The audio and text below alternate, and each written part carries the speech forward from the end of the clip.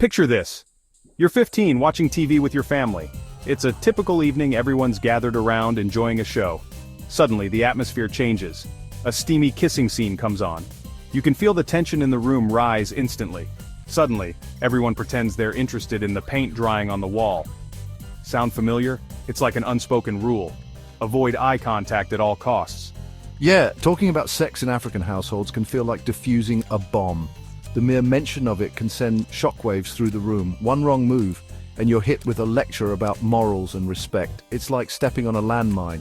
You never know when it will explode. I remember once I asked my grandma about where babies came from. I was curious, innocent, and completely unprepared for her response. Her response?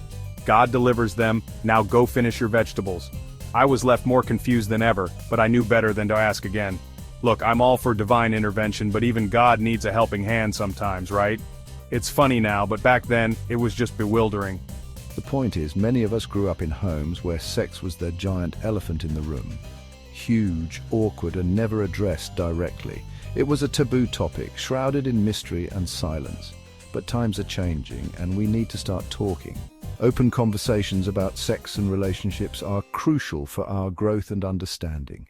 It's time to break the cycle of silence and awkwardness. By addressing these topics openly, we can foster healthier relationships and a better understanding of our bodies and emotions. It's not just about the birds and the bees, it's about building trust and communication within our families. So let's embrace the change and start having those important conversations. After all, knowledge is power, and it's time we empowered ourselves and our future generations.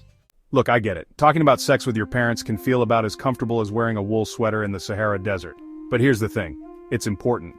We live in a different world now, one with the internet, social media, and a whole lot more exposure to, well, young people are exposed to information about sex and relationships earlier than ever before. Without open communication, we rely on our friends, the internet, or worse, misinformation. This can lead to dangerous misconceptions about sex, consent, and healthy relationships. Let's be real, talking about sex isn't easy in culture, but in many African cultures there's an added layer of complexity. We're raised with a deep respect for our elders and tradition. Talking about sex can feel like disrespecting those values. There's also this idea that talking about sex will encourage young people to, well, sex. But here's the truth. Silence doesn't equal innocence. It just makes young people less likely to seek help and guidance when they need it most. Breaking down the wall. Tips for talking to your parents. So, how do we actually start this conversation? It won't be easy, but it's possible. The first step is to acknowledge that this is a challenging topic, but one worth discussing. Choose the right time and place. Timing is crucial. You want to ensure that both you and your parents are in a good mental space to have a meaningful conversation.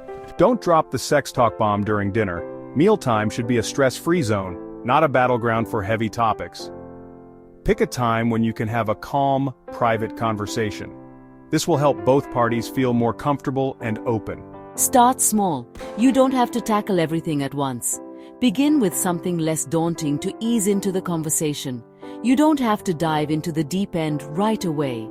Think of it as testing the waters before you swim. Start with a question or a topic that feels a little less intimidating. This can help break the ice and make the conversation flow more naturally. Be respectful. Respect is key in any conversation, especially with your parents.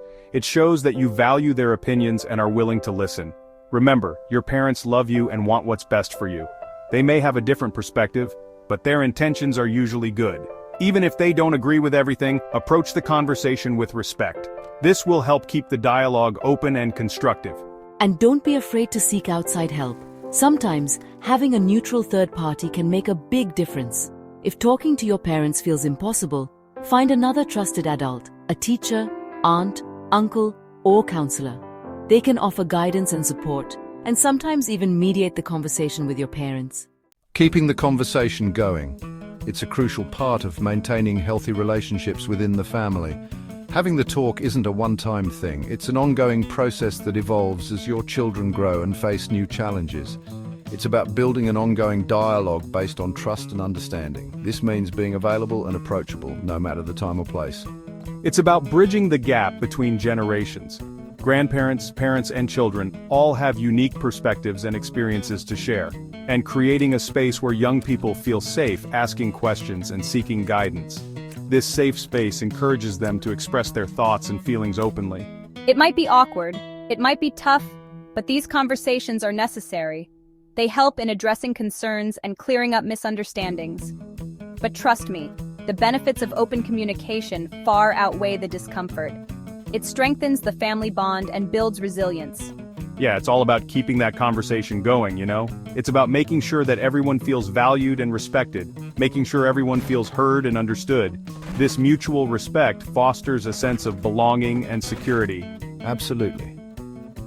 Open communication is the foundation of a strong family unit. Keeping the lines of communication open is key to fostering a healthy and supportive environment. It ensures that everyone feels connected and supported no matter what challenges they face.